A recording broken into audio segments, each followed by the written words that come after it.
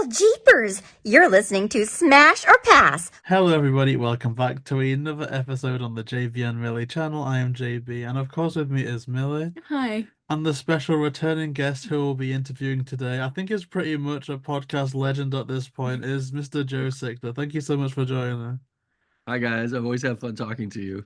Oh, that's amazing. I mean, this is our special deep dive episode on Scooby Doo and the Loch Ness Monster, which I think is definitely one of our favorites. I know it's Millie's all-time favorite, so there really is no beating it. So we're really looking forward to getting into that and also touching on a really, really good cause, 10,000 Heroes, the Leukemia and Lymphoma Society.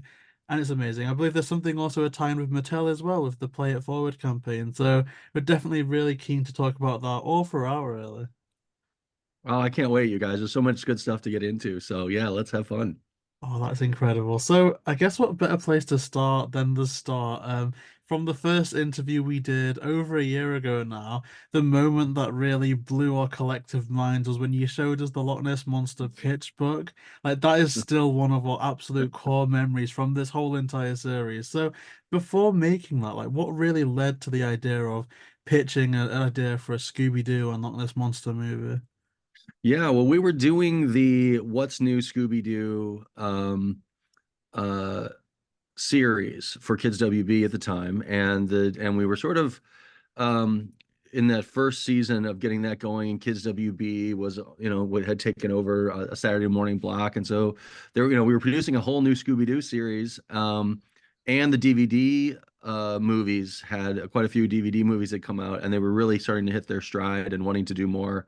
And so I sort of was in the middle of all of that, and I was directing on the What's New Scooby-Doo series. And there was a number of stories that were going and being bandied about in development for the DVDs. And for whatever reason, one of them dropped out. A story that, I don't know, it wasn't working. I don't know what story it was. I don't know much. No, I don't remember much of what was going on. But there was essentially, they had spent some time trying to figure out a story that just didn't seem to be working.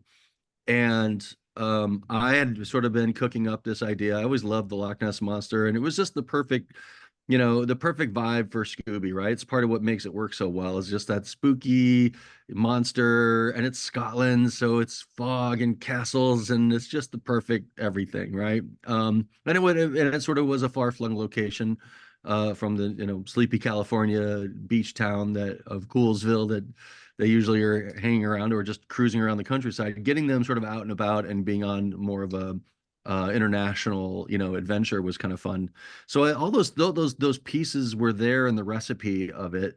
And I had the beginning of what I thought would be a good story, and that's what's in that book that I showed you guys. That was sort of the pitch Bible for it.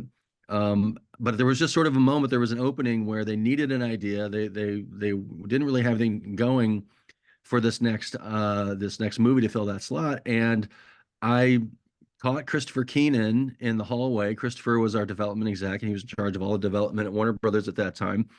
And I'll never forget the look on his face. I said, "Christopher, I want to pitch you a Scooby." And he was sort of like, "Yeah, yeah." I said, "No, it's a Scooby doing the Loch Ness Monster." And he went, "Oh, I love the Loch Ness Monster." And I knew that we were like, "Yeah, let's go." And Christopher was a fantastic, creative partner. He, really helped shape that story and added so many funny lines to that.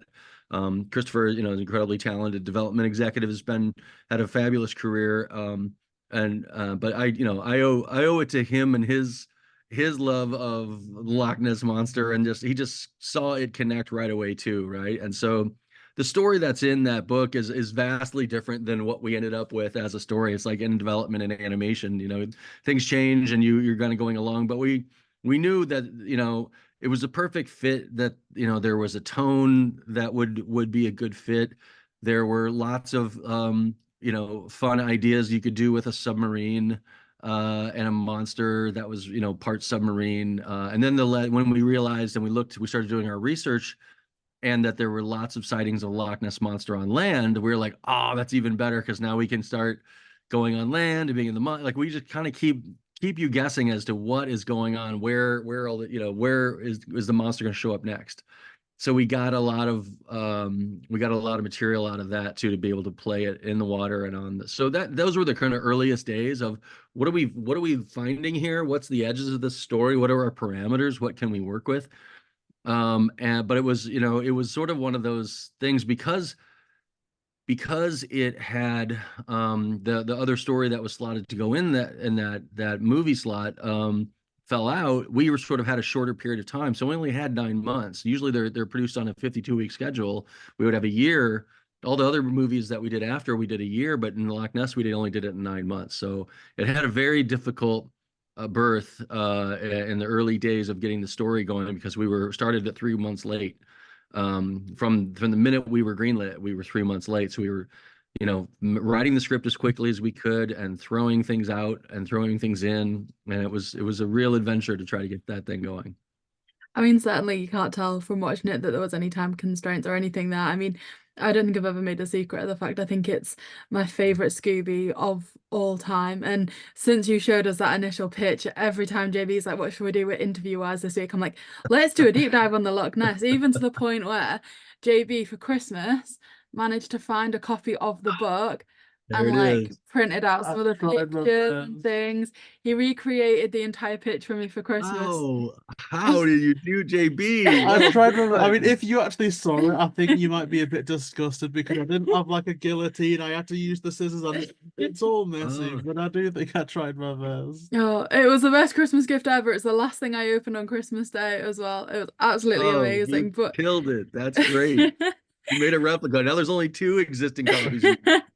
That's really cool. Oh, But like I said, it is an amazing, amazing pitch. I remember tearing up when I first saw it. It was oh yeah. so good.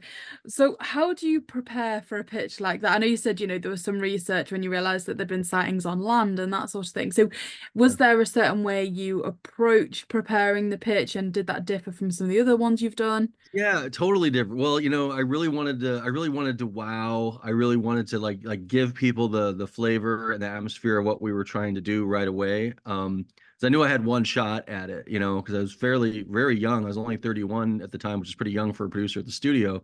And so I know I had one shot to kind of wow them and get this idea across the line. So I made that pitch book, and then I also produced a little teaser video, about a 1-minute teaser, where I had got some original animation from Shaggy and Scooby, some Shaggy and Scooby animation that was in the vaults.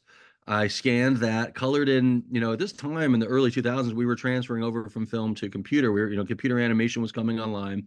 So I scanned some original Scooby and Shaggy animation, got it cleaned up and colored in an animation program, and composited it in with another friend of mine had done a 3D Loch Ness monster, a very kind of rudimentary, nothing like their monster looks in the movie now, but it was actually designed on an old Hanna-Barbera Loch Ness monster model sheet that we found in the archive. So I had put together an animation test that Shaggy and Scooby. Well, the scene is in the movie when the monster comes up underneath the boat and lifts them up into the air in Act 3.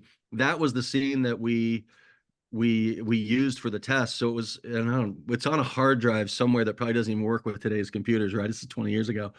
But it started out, it was sort of like this mystery, spooky music and pictures of Loch Ness and sort of a voiceover, in the mysteries through the sands of time and the mist, all this kind of stuff. And then you don't know where it's going. And then you come in and the fog clears and there's Shaggy and Scooby sitting in a rowboat, and they make some crack, I think we're going to be all right as long as we've got Scooby snacks.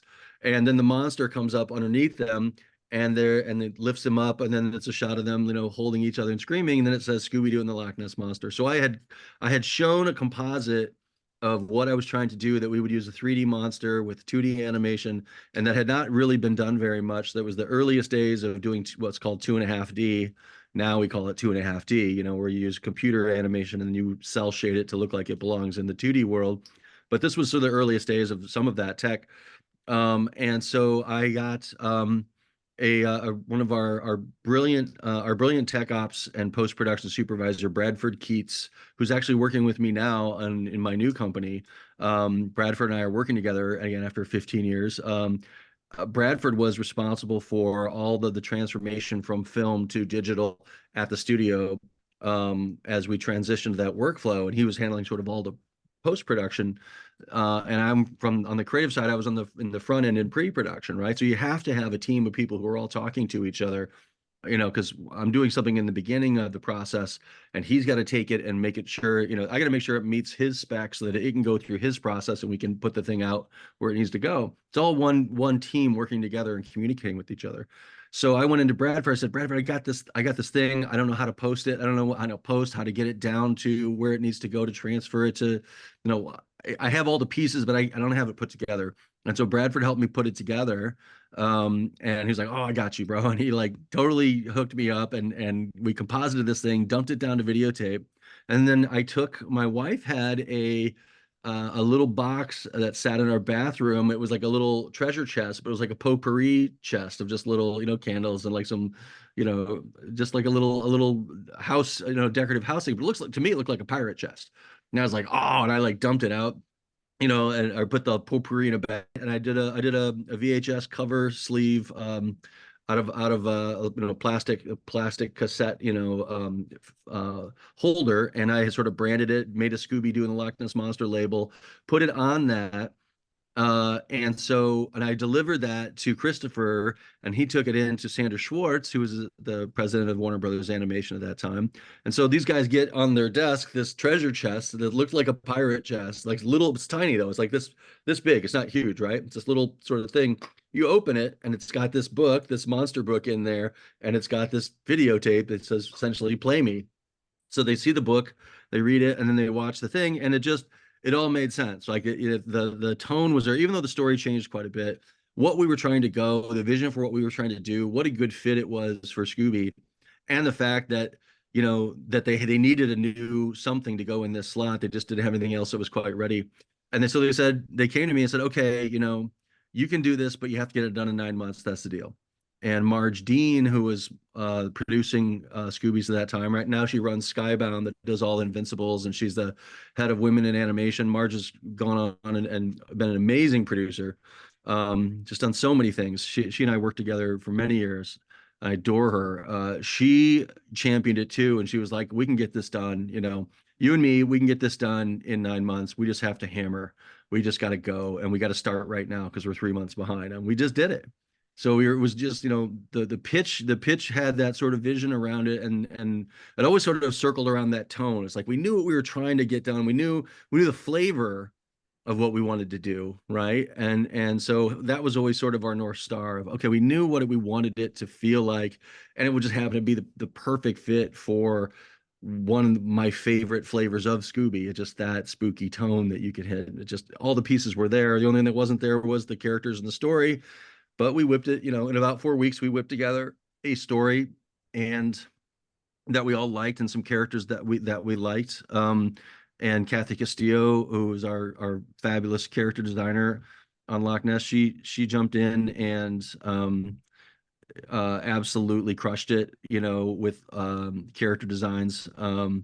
And we were off to the races.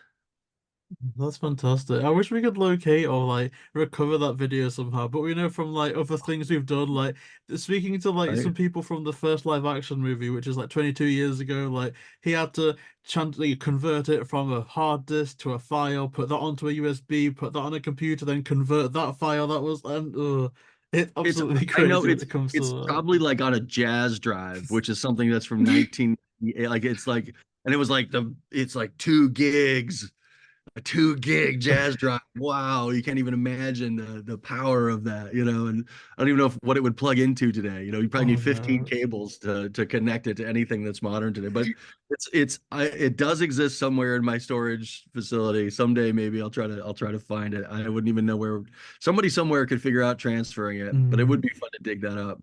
Yeah. But Lost it served its treasures. purpose. It served its purpose, and it got the crew to know what we were kind of doing. Really, the animation was only like the last 15 seconds or so. It was real short, but the first like 45 seconds was building up and sort of, actually some of the imagery that ends up in the movie was used in that trailer. Like the petroglyph of the carving of the water horse that ends up being in the book that Velma's reading. That imagery, like a lot of that stuff was that's in that book that you have there, Millie. We used a lot of that in that video. So it's like that. It's sort of like that book come to life a little bit. It's like a trailer made out of those still images. That's amazing because like obviously when I was going through trying to replicate the book, like there were like a lot that I had to kind of read through, which was an absolute pleasure to do. But there were just so many elements there that I was really interested about. For example, there was the hypnosis plot and almost a kind of inside the belly of the whale storyline, which I Yeah. really do wish I'd made it into the final version. Is there one particular element It's an from that? insane story. Yeah, like We I was should like, make that one. We should repitch it. We should do that story now because it does. I mean, it gets completely nuts, right? It goes, it kind of loses grip with reality a little bit, but so I did I. love it. Like, is there an Yeah. element from that you wish particularly had been like kept in for the final version?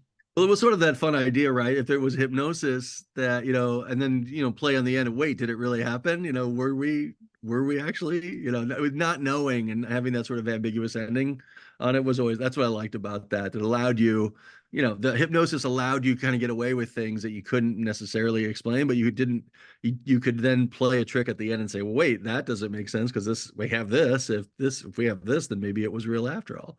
And we sort of played that a little bit, obviously Yeah. with the ending that we have now, where, we leave it at the monster mystery. We always want to leave the monster mystery open, right? Of course, we never want to close the door on the mystery of itself. So, keeping Loch Ness alive at the end of this show was always the goal, the key. Yeah, because it's so interesting with that one. I think that was one of the first non-supernatural ones for a while. I'm sure Loch Ness Monster movie is the first one of the Yeah. new What's New wavelength. Because I think that just started off a whole entire golden era with you directing and producing. I'm pretty sure all of them except perhaps the Aloha one. So at what point in the Loch Ness Monster movie's production was it decided that you were going to be directing and producing on that? Yeah, you know, when it was realized that we didn't have a script, and somebody had to stay up all night writing the script before the storyboard guys came in the next day, and so my goal was always try to get 2 or 3 script pages done a night because I had, a storyboard guy can do about a script a day, or a script page a day, right? And depending on where they sort of left off last night, and depending on, if it's a romp sequence, Shaggy and Scooby get chased through the forest and that whole section that Scott Gerald's, by the way, storyboarded that whole, brown dog chase through the forest, which is just one of my favorite parts of the movie. That takes longer, but if it's a dialogue scene, usually it takes about a day to board through a page. So if I believe I had 8 storyboard guys on the crew, and so I had to do 8 pages a night. I ran, average writing, coming up with, or giving as 8 pages a night to when they show up in the morning, to be able to hand them their page and say, okay, this is what you're going to be doing today. And sometimes I didn't quite get there, and I said, well, just try to figure it out. And these guys are like, listen, we're not supposed to be writing this thing. We're supposed to just be storyboarding. I'm like, I know, but they can run in the castle, figure it out. Or I could say, hey, do a dragon chase, do a monster chase around the castle, like try to go figure this piece out. And so there's sequences in the movie that are less dialogue heavy and that are just focused, or the submarine chase, like just go, buy me some time. I need a day to get you a script. So have the Loch Ness monster chase them through the caverns underwater, and the monster's going to catch up to them. There's going to be a whole scene where they're on land, with the monster, and it's going to chase them. So I don't know that part yet. So skip that for now. Just start with, the submarine coming at camera and the monster plunges into the water from above, like that. Just like cameras underwater. Just start there. I remember, I believe it was Sebastian Montez, who's a fabulous board artist, one of my favorite guys of all time, and now has gone to become a great director. I think that was Sebastian's section. And that's what I said, Sebastian, just start with this shot and just go for it. Just do this great chase through the caverns. And then he's like, great, I can do that. Boom, he ran off. And that day he boarded that whole sequence out while I was writing the scene probably right before it, which was them, in the cavern with the monster, finding the bones of the picked warrior, and Shaggy and Scooby fighting with the swords, and then taste my steel, chomp. She tasted it. I think she liked it. Just stupid stuff that I'm trying to come up with, gags and bits that lead into the chase. But also, perfect Christopher Keenan moment of, he's the master of Velma going, that doesn't add up. All those great like Velma finds the screwdriver and say, what would ancient warriors be doing with a screwdriver? Like Christopher would come in like, that's the moment where we gotta plant a seed that doesn't make sense. So, by no means was it sort of me, having maybe this grand vision or anything. It was really just like, what parts of the movie can we do right now? What would we like to see? What would be necessary to keep the mystery going? And this is we didn't have to have that moment there, but it helps, it helps greatly to further the mystery. Like, wait a minute, why is there a screwdriver laying here? Like that, you need that head scratcher, and that, keeps the question spinning in the story. And so I just remember Christopher was pointed that out, says, hey, this is a great scene, this is all funny, but let's not lose track of the mystery. And what makes a mystery is things don't add up. It's not a mystery if there's a monster. It's a mystery that, why did the monster do this when that's a mystery, like something's not connecting. And that's the thing that needs to be unwound and figured out. So Christopher's always really good at kind of keeping us honest and leading us through. And Marge, who was producing it with me, was just great about keeping us honest about the story and about the Shaggy and Scooby. And then I had Ewo across the way, and he would pop in every now and then and check out what we were doing, and he sort of let me do my thing, right? He would sort of watch and be like, yeah, I kind of see what you're trying to do. But it's a great era of really talented, wonderful people getting the chance to work together. But it was super stressful at the same time. Like, we were up against the gun. We were trying to get this. We had no time to get this done. I think normally you have 16 weeks to do storyboard. I think we did it in 8. Like, we just, and I was up all night writing. I've told the story lately that I was crying at my desk at 3:30 in the morning one night, crying at my desk because I'm like, I'm stressed. I'm exhausted. I'm writing this thing as fast as I can. I've got 4 pages done. I have 8 pages to go. I have 3 hours, 4 hours until my guys are going to be coming in the door, and I'm like, but I went, oh, this is sort of the sweet spot.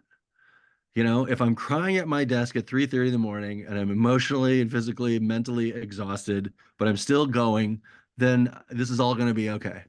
Sometimes it's, you got to have sort of that breakdown moment, but then you're sort of, I'm still alive.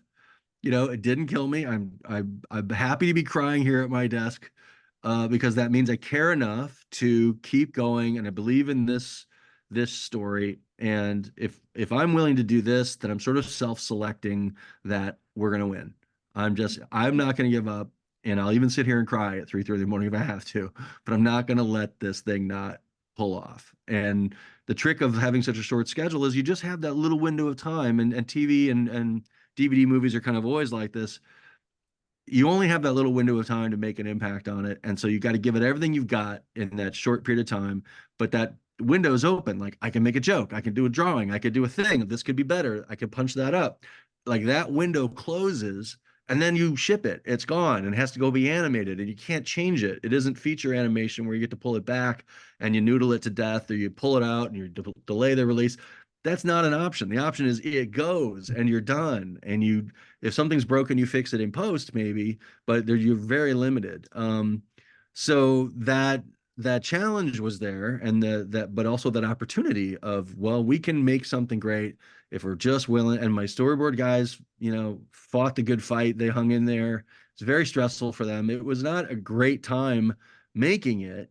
But at the same time, once we put the reels up and everybody saw it, we realized that, that 8 weeks of hell we all just went through has ended up being a really great project. Like, it was working at Animatic. It was working. And we were like, this works, this was going to be good. And there was some days when it's not that it didn't look like it was going to be good. It just didn't look like it was, we didn't have a script. Like, what are we going to do? Yeah. It certainly sounded like you had quite a battle on your hands at the start to, like you say, make up that time. But it's really interesting to hear some of the behind the scenes things. Like, for example, how you said there's some scenes that aren't as dialogue heavy. One of a really prominent scene for me from it is where they have that chase scene through the castle and the music in the background. That is such an incredible scene. And I think it helps just how well everything was animated as well.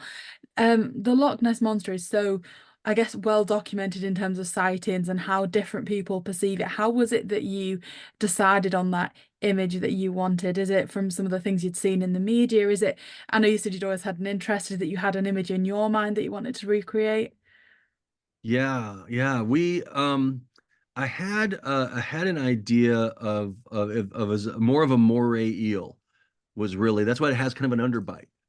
I was looking around at amphibious monsters, and I found a picture of a moray eel, and there was also a comic book out, a Batman comic out at that time, an Arkham, I think it was called Arkham. Sinkowitz was the artist, and he had done a painting of Killer Croc, and it had the red eyes and this scaly skin, and it didn't look anything like our monster, but it had the tone of what I was after, and so I made a copy of that, and I hung that in my desk. So I saw that every day, and like that tone, that feeling is what I wanted. And so I knew, again, like I knew the tone of what I was trying to go for, and then we pulled reference, and we were like, well, we want to make something that looks really unique, and we don't want to end up with a monster you would expect, and we don't, nobody knows for sure what the Loch Ness monster looks like, but we don't just look like a dinosaur, or a plesiosaurus or something. Let's push it, and let's give it some, and then, but we also had the issue of we wanted to reserve some design so that when we had a monster in the end, we had something left over that we could go to that was also sort of interesting. So, there was a lot of sort of conversations about that, but I think once we sort of struck on it was going to be a cross between that image of Killer Croc, which is this reptilian. It was going to be a reptile, like a scaly reptile, not a dinosaur, not a smooth-skinned sort of, slick-skinned, slimy kind of amphibious dinosaur. It would be reptilian, and it would have texture, that it would have this kind of snaky underbite, this kind of eely vibe to it, and be really pretty sinister looking. And yeah, we once we sort of had those elements, then we started to put them all together, and it just gelled, and it kind of finally came together. And then when once we had the model designed, we got it into the hands of our animation team overseas, and they made the CG model. And the funny thing, okay, I'm gonna ruin it all for you, Millie. The CG monster was literally a sock puppet. It never had a body below the neck. The CG monster was just a sock puppet. Every part of it was just the neck and the head. Everything else was a hand-drawn monster. If you look, the monster when he's coming on scene, chasing him on land, all that's 2D hand animated. Or when the monster's chasing them around the castle on the grounds, anytime you see the monster with legs, that's fully 2D animation. But when Shaggy and Scooby are running down the castle and that awesome music scene, and the monster's crashing the wall behind him like this, that is the CG monster. That's the CG sock puppet. And if just below the frame, you wouldn't see anything. Like, it's just literally its neck, and it just goes down a little bit more, and then the rest is just fully detailed, and it's up here. And when we first started animating him, we were playing with that first scene where you first see it in the window. And the very first animation, it kind of did this, and it kind of looked like a Muppet. And I was like, whoa, whoa, whoa, whoa, whoa. I said, it's got to move like a dinosaur. It's got to have weight, and I was on with the Korean animation going, guys, it's got to be like, and they were like, oh, like it had to. And so they went, and then like a week later, they came back and they showed us that and they nailed it the first time. It was like all that weight, it roars and it kind of comes back and it's got all that drag. They really paid attention and really gave it a feeling of having weight and heaviness to it, that gave it a sense of scale, that made it feel like it was big. And then we just knew, oh, that shot is going to just be the shot of all shots. And it's a it's a straight lift from the Amityville horror movie from 1978, which scared me to death as I was a kid. There's this scene where the little boy, I don't know if you guys are familiar with the Amity Horrorville or Amity Horror series, but the book was a sensation in America in the 70s as I was growing up. They made a movie of it and showed it up on HBO when I was a kid. And my parents would pretty much let me watch anything, which has scarred me horribly. Only now I realize. But at that scene, there's a scene in that movie when they go to close there's a rocking chair rocking in the room, and parent comes in, and the rocking chair stops, and like, who are you talking to? He's like, I'm talking to my friend Jody. Like, who's Jody? And there must be an imaginary friend. And goes to close the window, and there's two red eyes like staring out the window, staring at in from the darkness, and it darts off. It's like the freakiest scene I ever saw as a kid. So much so that I didn't want to look out windows. Like, seriously freaked me out. And I'm like, well, I'll just pass that along. I want to do that shot. It's clearly an effective cinematic moment. So we'll do that. And we'll do so she's about to close the windows, and there's a flash. She sees red eyes, right? It's that same shot. And then there's a flash of lightning, and you see the monster in like a sort of flash. And then, but we didn't want to give it all away, right? So we covered it with fog, and we covered it with rain. So we wanted it to be this really impactful moment. We didn't want to give the monster away yet. We wanted to just give you a flavor and a taste of it, and then take it away. So like you weren't even sure what you just saw. And I thought the team just did a great job of blending all of those things together. I heard from some parents that it's been a scary moment, but an enjoyable moment, that the first time kids see it, it gets them. But it's so short, and then the movie plays out, and the next time that they watch it, they know that moment's coming. They're kind of ready for it, maybe hiding behind the couch like this. But it all just came from Amityville Horrors. Like, I'm trying to relive my childhood trauma and put it on screen. It's amazing. I can't believe me as a person from the UK's genuine impression and initial image of the Loch Ness monster when they think of it is a sock puppet in Scooby Doo. Yeah. I'm never gonna forget that. That is, if I think of the Loch Ness monster now, my mind goes straight to the Scooby Doo animation. It's not anything I've seen from when I'm in Scotland or anything like that. Any sightings rumored on the internet. My definitive image in my mind is based on a sock puppet, and I find that absolutely amazing. So Greatest compliment ever. I love it.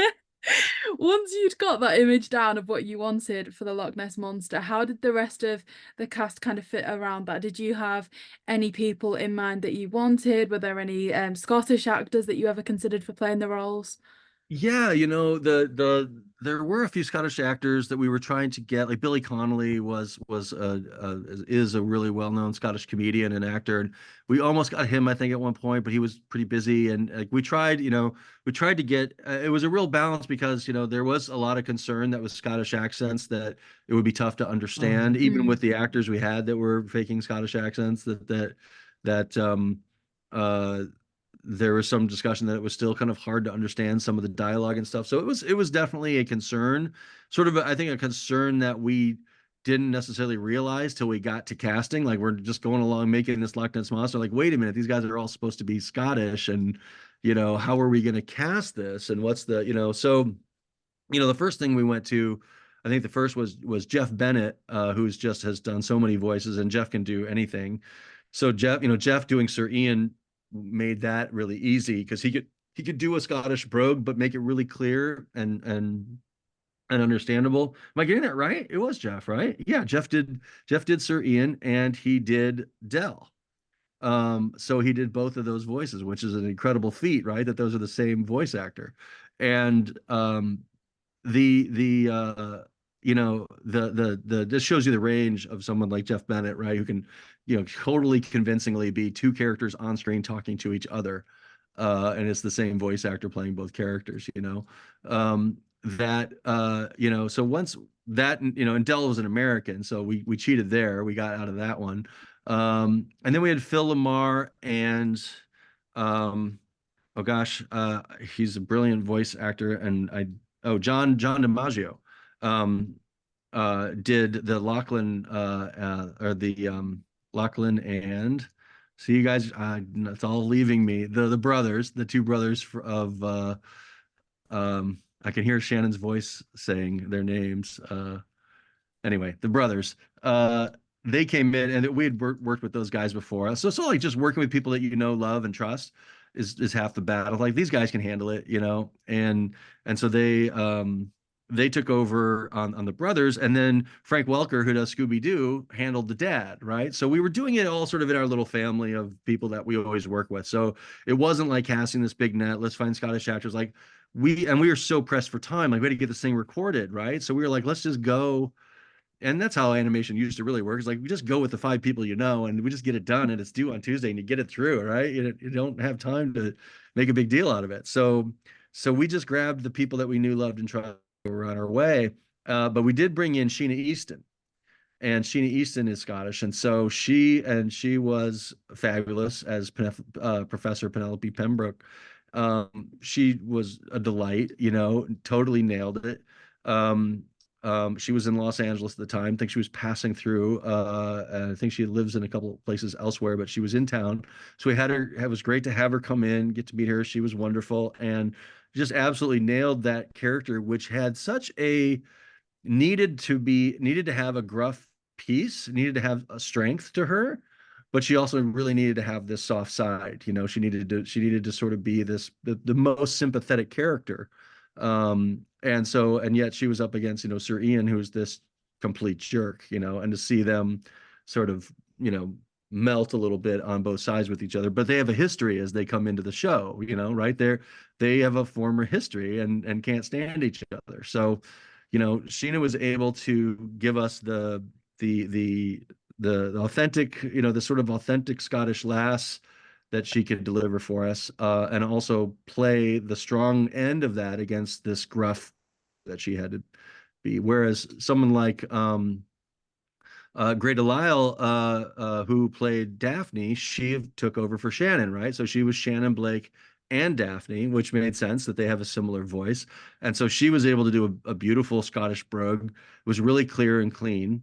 And then, you know, and Shannon's got a little bit of sass in her. She's kind of, you know, got this, she's got she can hold her own. It was really that you had this wonderful cast of characters who all operated well with each other, knew each other, but that the dynamics between the characters were so rich. We actually I wanted Sir Ian and Del and Penelope Pembroke to run off and have their own series. Like I wanted to follow them across the world, you know, and I actually think I pitched it at some point. Said, what if we had a spin-off series? And I think Marge Dean, who was my producer, was like, you're out of your mind.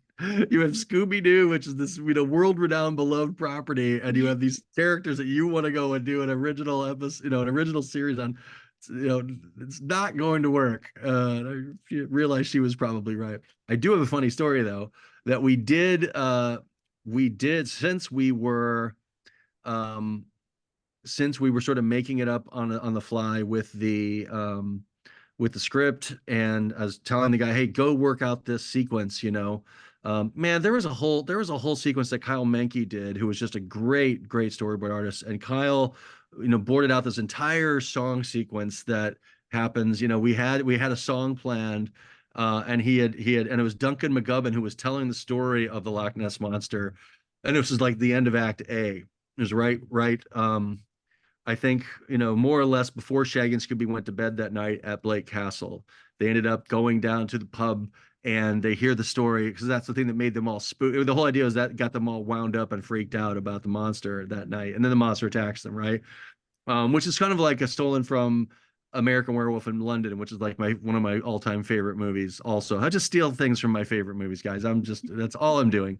But I love this idea of like this, and we had this hilarious sequence, and Shaggy and Scooby getting more and more wound up as they're hearing the story of the monster, and we had to cut it, and that was the worst thing ever, because Kyle had worked a couple of weeks on this gorgeous sequence. It was so funny, it had all these great beats, but the movie is, you know, it can only be so long, and it was just that scene you didn't need, and it you know, it dragged because it dragged the story, because we needed to get going into Act 2. We needed to get on to the next day, and we needed to get to the monster attack, and like that's the end of Act 1. So it delayed, you know, it was a 2 or 3 minute delay to the story. And on the 70-minute movie, that's a lot of real estate. And so we put it in and we take it out. We put it in and we take it out.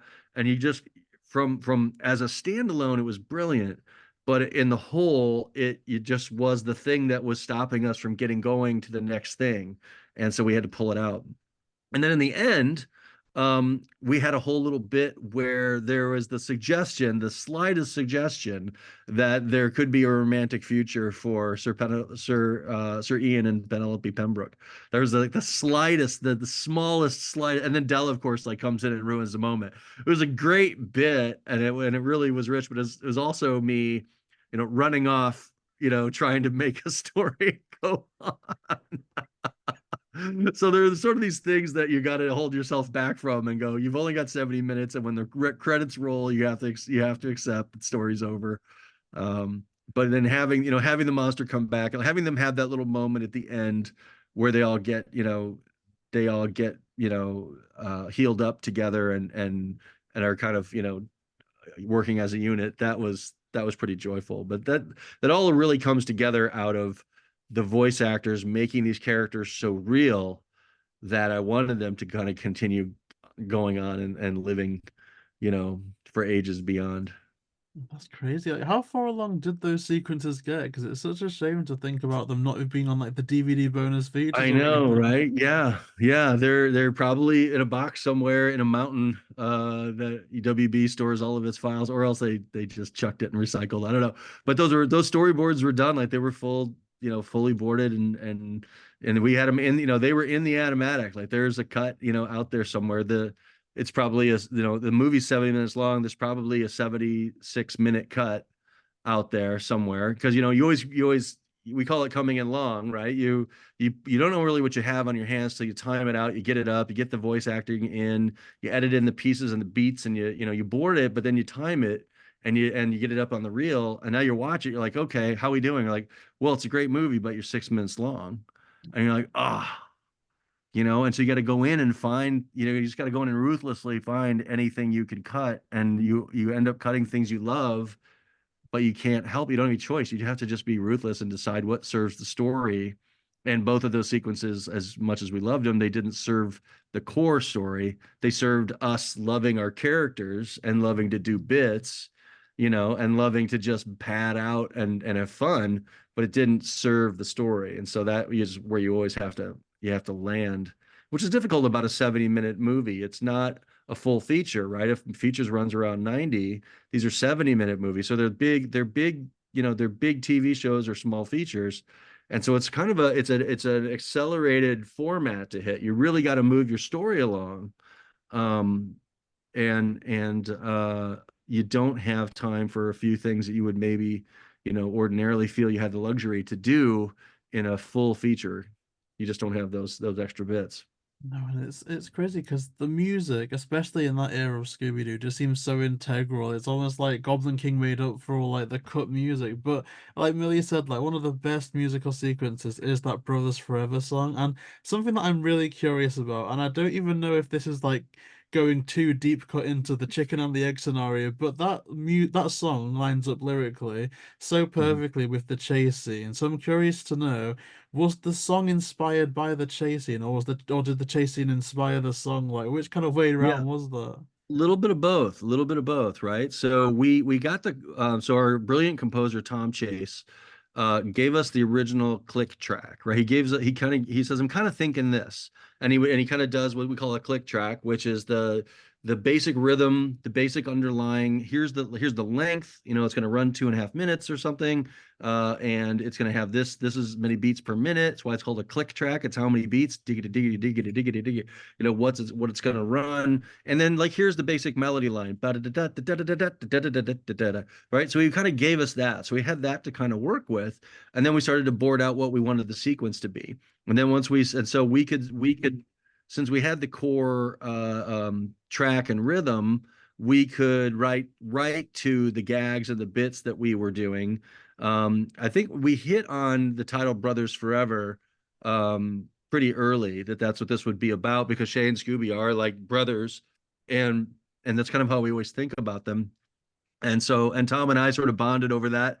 Like we were like, we're brothers forever, man, and we have remained brothers forever. So that song actually brought Tom Chase and I together as brothers, which was quite lovely because we were just so completely in sync with each other. And it was my first experience really working with a composer and then realizing that animation and music composing are very similar. So, two sides of the same coin. They're both based on timing. They're both based on mood and atmosphere and emotion.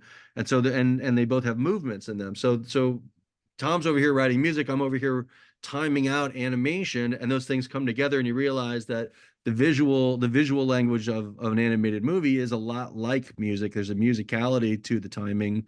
Comedic timing happens on a rhythm. Animation is all about the timing between frames. It takes 8 frames to do this. It takes 20 frames to do that. A 24 frame move feels different than a 16 frame move, and you start to get the handle of how the phrase "you can feel a frame." Like a 24 frame move is a lot different than a 20 frame move. Even though it's just fractions of a second, it has a different feeling. It has a different emotion. It has a different sense of rhythm to it. And so when Tom and I realized that we were both coming up with rhythms and that our rhythms were very, very similar and fit together beautifully, his music was a perfect fit for the kind of the comedic timing that I was trying to add into the sequences, because they were storyboarded, but then you have to time them, and so the visuals are one thing, and then the sense of time and how it's going to roll out over time. How much time should that castle take to come down? Well, if it comes down too soon, if it comes down to 48 frames, that's 1001, 1002. It's too fast. It needs to be like 64 frames, and it would come down and be kind of slower. So you get a sense of what that should be. And then Tom knows, okay, there's a part in the song there that we make space for this thing to come down before it lands on the percussive moment and falls over. So that was a lot of that back and forth. And then, and so we were playing with what the sense of the scene should be, playing off of his original click track of what the core of the song would be. And then when we started to hone it and figure it out, we could write lyrics to what was on screen. And then without it making it feel too precious, without making it feel too on the nose, and then have that great chorus of "Brothers Forever" be really the strength of the song, and then start to layer in the instrumentation, the musicality of it, and then his riff with that violin, that fiddle, which is a really fast, really hard piece to play. And Tom had said, well, we're going to bring a live musician in to play that. It's going to be really challenging, but he found a fantastic player who could handle it. But we were recording it, and it was really tough to move that fast. It's a really fast lick, and the guy was like, the player was like, we were just doing a normal music sheet, and he was trying to just having a little bit of trouble just following it, making sure you can kind of get it. So I said, well, hang on a second. I ran down to Kinko's, which is a copy place. I don't even know if they have Kinko's anymore, but it was like, they're down in Burbank, just down the hill from where we were recording. And this is like 9:30 at night or something. And I ran and I said, I need this sheet music blown up to like poster board size. I want great big sheets of music. And so I got those printed. It came back up the hill about a half hour later, and we put these up in the studio. And so he could look at really big sheet music and be able to follow along. So he could hit those notes and get it. And if you listen to that song, it is a masterclass in hitting those notes and catching that rhythm. And it goes all the way throughout the song. I mean, it really is a high sort of a high dexterity song to nail, and the guy did it. And Tom wrote it. This fantastic player came along and nailed it, and we were all just flabbergasted. The poor guy was exhausted by the end of it, but he did it. He nailed it. We knew it, and we did it again and again and again. It was hard to really get it. We got parts of it, and then one time he just nailed it. He got it all the way through.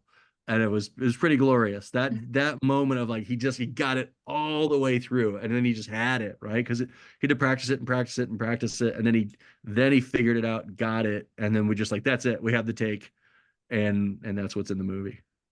I mean, all the hard work was definitely worth it because I think it does still stand out as one of the best, if not the best, Scooby song. It's certainly the most prominent and one of the most memorable. So it was definitely worthwhile. And on the topic of music, and I know I've mentioned this to you before, there was one song that my Scottish music teacher actually made us sing a lot, and that was the rendition of the Rocky Road song that Shaggy and Scooby sing. The original version, she used to make us sing that all the time in music class. So that's a little reference that I guess not many people might know, that that was an actual Scottish song. Is there any other Easter eggs or references that you think people might not have noticed or overlooked or anything? Yeah, I think and that's Scotland the Brave, right? No, it's kind of, well, I'm sorry, no, Scotland the Brave. We do Scotland the Brave at the end when Shaggy and Scooby are coming as bagpipers. Mm. I think we're playing bum, bum, ba-dum, bum, bum, bum, bum, bum, ba-dum, bum. And you take the high road and I'll take the rocky road comes from you take the high road, I'll take the low road, and we'll Yeah. be, yeah. What's the name of that song? I don't know what it's called. I know the words to it, but I don't know what it's Right? called. I'm singing it in my head now to see if when you get to the main chorus, it's there. It's something about Loch Lomond. Just gonna be started singing. I know. Yeah. No, I know that the main line is the Bonnie Bonnie Banks of Loch Lomond. on the Bonnie Bonnie I don't. Bank of Loch Lomond. Yeah, Yeah. I'm not sure if that's the name for it or what it was called, but certainly, like I Mhm. said, the amount of times that we had to sing that because we had a Scottish music teacher was incredible. It was her warm up every lesson. So for Really? me hearing that the Rocky Road bit, I thought it was absolutely brilliant. I And love like I it. said, just something that I think so many people would overlook. But is there any Yeah. other references that you can think of that, you know, you knew to have good links to Scotland and just perhaps other people might not have known or anything like Well, that? we were really trying to infuse Celtic rhythm and Celtic, vibes into the music itself, and we had the Young Dubliners song Brown Dog, which has this great Celtic lilt to it. So getting that song licensed and having the Young Dubliners, who were I don't know if they're based in LA, but they were very popular in LA. Actually, were able at one point to go see them in concert and go backstage and get a signed copy from them of Loch Ness at one point. I was just so pleased that we were able to use that song, because I fell in love with it between the brown dog being Scooby and just the energy of it. And I was really struggling to find anything that was a blend of Celtic and pop music of any kind. Like finding that sweet spot. We had made up a joke calling it Celtic surf. Third song in Act Three brought in this kind of surf guitar on it. Like I lose track of the time so much because this movie, I think it's in June or July, is going to be celebrating its 20th anniversary. So for all Yeah. those some moments where it was really a struggle to kind of work on the movie because of the time restraints and everything, I wanted to feel like to know that that work has really lasted the test of time, still being watched after 20 years. It's mind blowing. I don't even understand how that could be 20 years ago. I could imagine it to be yesterday. I did feel we had something special on our hands. When we wrapped the movie, it was all done. We had a copy of it, and uh, nobody else had seen it yet. We had DVD copies of it that we had given out to just the internal Warner Brothers folks to see. And Vera Morales, who ended up being line producer on a lot of I think she's on Goblin King and Sword of the Samurai, and probably even I think she was probably line producer by the time we did Chill Out Scooby Doo. Vera was on um, Loch Ness as the production manager, I believe.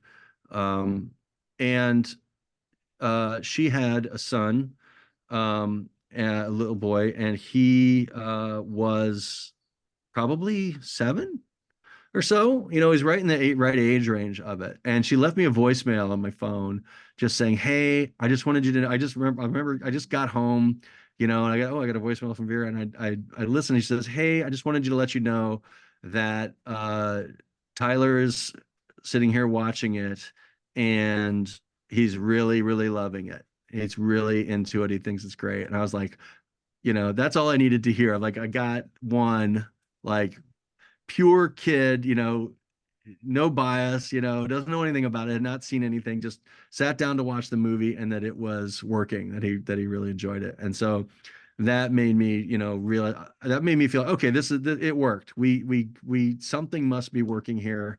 The movie turned out okay. Because after you've seen it so many times, you just don't know anymore, right? You've watched it 200 times and you think it's good, but um and so, I felt pretty strong. And then we had a great editor. Margaret Ho was the editor, and she's just a, total pro. And so she, your editor is your best friend because they haven't been with you for the first, 7 months. They're working on other things, and then you show up with the movie in the editing department, and so they get a fresh look at it. They haven't lived and died 1,000 deaths with you since day one. Their job is to get it through their department in 8 weeks. And so they're like, okay, let's see if this is any good. And if it's not, we're gonna fix it. And so when she said, when she's, looked at it and said, okay, this is in pretty good shape.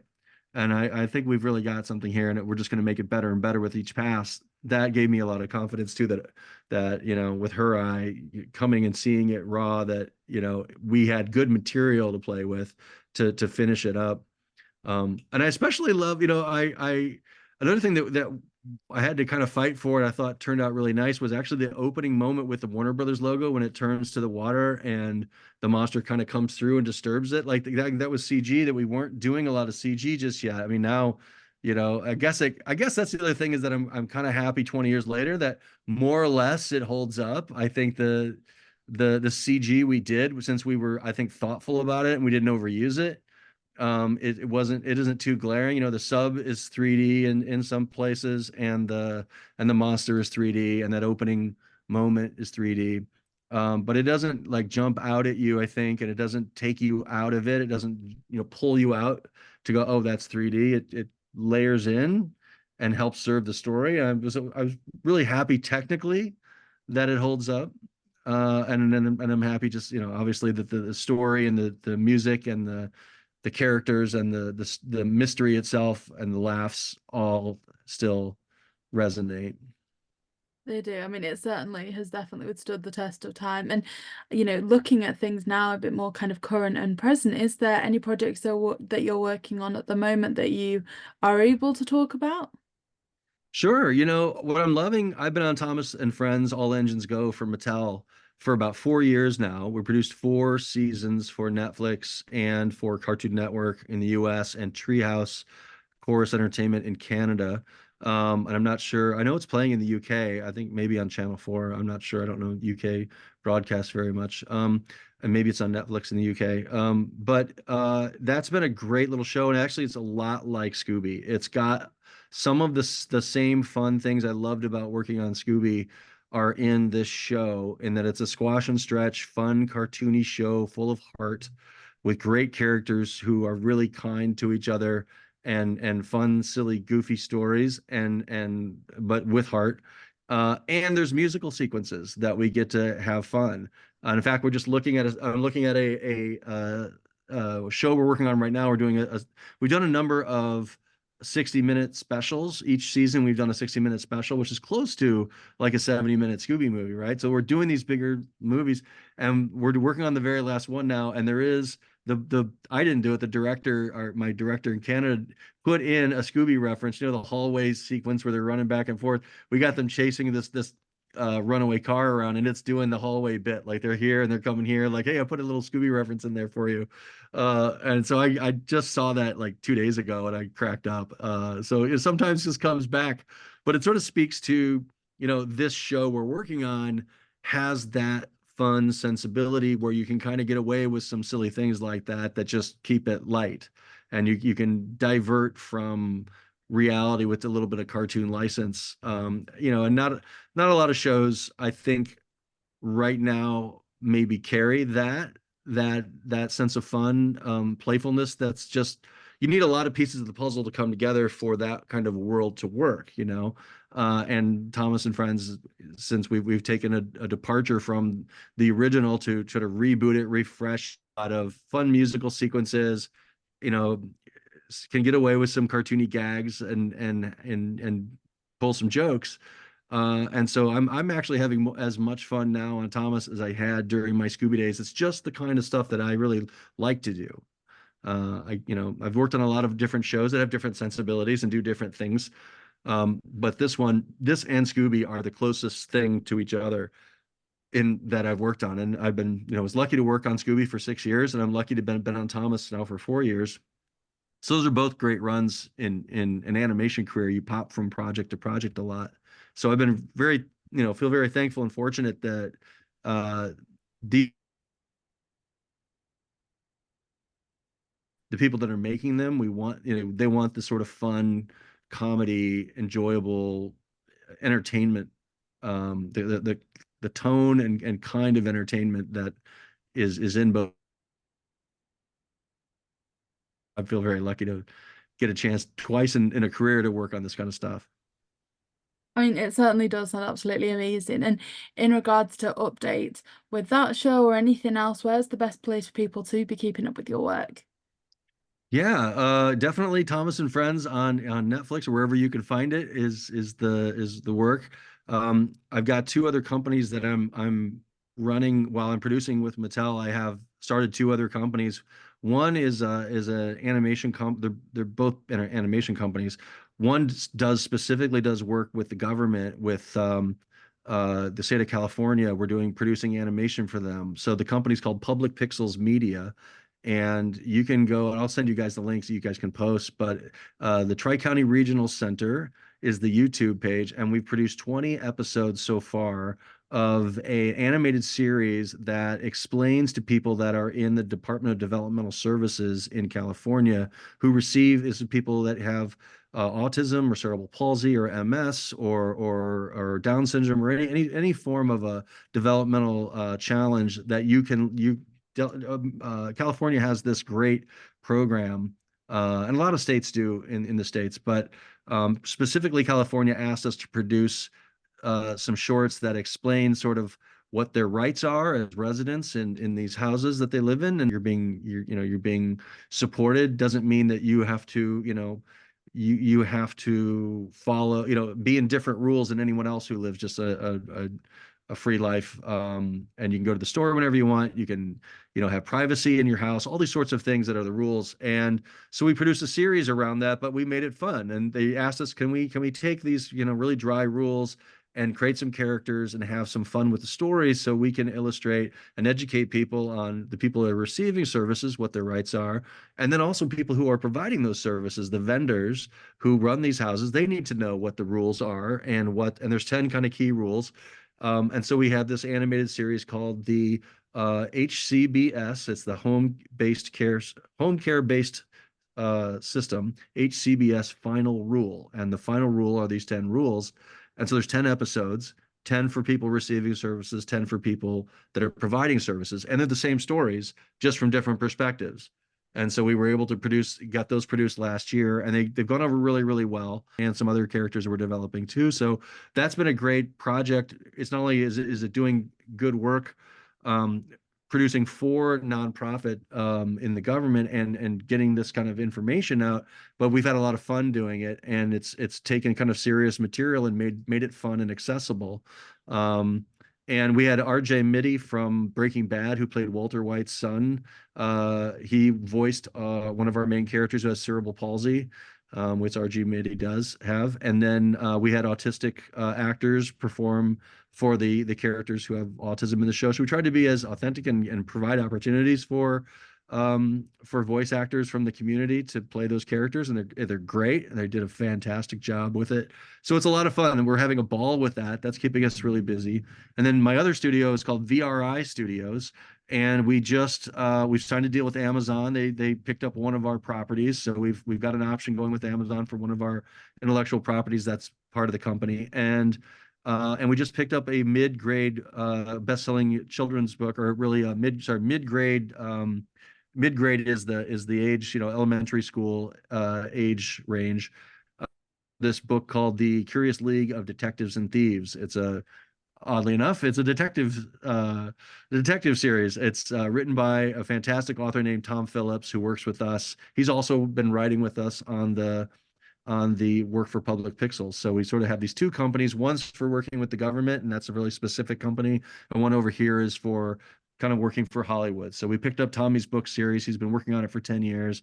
It's really, they're just working on the third book now. It's a runaway hit, and we're developing that for a streaming series. So we're working on the pitch for that right now, which is super exciting. So that's keeping us busy.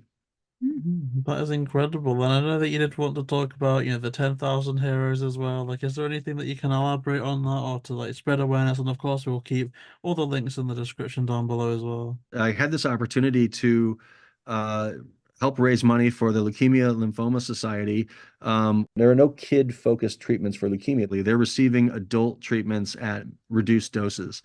And when I heard that, I was just completely shocked that that was the state. And yet the LLS, Leukemia Lymphoma Society, are ready to go with clinical trials for a new treatment that would remove chemotherapy, would take chemotherapy out of the picture and replace it with a pill-based treatment. So you can get rid of chemotherapy, get rid of all of the terrible health outcomes, because what ends up happening is later in life, they have side effects from the treatment. The cure ends up, can even end up killing them. Like you can, survive childhood leukemia and then die from chemotherapy and side effects and immune, suppressed immune systems, organ failure, like all these terrible things kind of end up happening later on down the line. And trying to, get past this terrible era where that's the reality to this new technology where they're able to take a genetic marker from the cancer. They're able to identify the genetic makeup of the cancer in the specific person and create a treatment using stem cells that goes back into them through a pill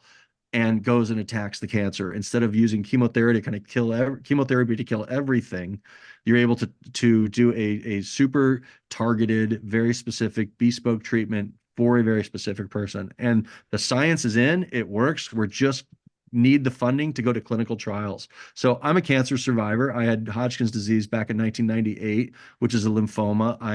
I'm here today. I survived because of clinical trials. And then over those 30 years between that time, the time I got it, there were clinical trials and science and research that was done. People who died with hope that they were in a trial that was going to work, and people who lived that led to it being a really specific treatment that had a very high rate of success. And so I always wanted to find a give back. I always wanted to figure out how I could, pay off that karmic debt of giving back. I never had really figured out a good way to do it. And this opportunity came up to join this program called Visionaries of the Year, which is sort of a sprint to fundraise for the LLS. And I've been sitting around for 6 weeks thinking about it. It's a 10-week program, but I sat around for 6 weeks thinking about it. And they're like, "What are you doing?" And I was like, "I'm thinking. I gotta have a vision. I don't know." And the vision finally showed up. I said, "I'll make something called 10,000 Heroes, if I could," because I did the math. I was like, if 10,000 people gave $100, we could raise $1 million. I'm like, that's fantastic. So as I rolled it around and thought about it for the 6 weeks, now I have 4 weeks left in the program. So we're kind of in this sprint to spread awareness about 10,000 Heroes, see if we can use that sort of ticking clock to get people to donate by May 18th. I'm working on getting a telethon together, like a YouTube telethon, where we bring in all these animation folks and I'll do like Jerry Lewis telethon we used to have here in the States every Labor Day. Like I'll do a 24-hour, podcast kind of YouTube telethon, and every hour we'll bring in new animation crews and voice actors. And I don't even know if I can get this together, but I'm trying to get it together by May 11th, which is 2 weeks away. So sometimes just throwing things together, it works, and we'll see if I can pull that off. But I'm really going to keep the campaign going. It's starting to resonate. I'm getting some traction.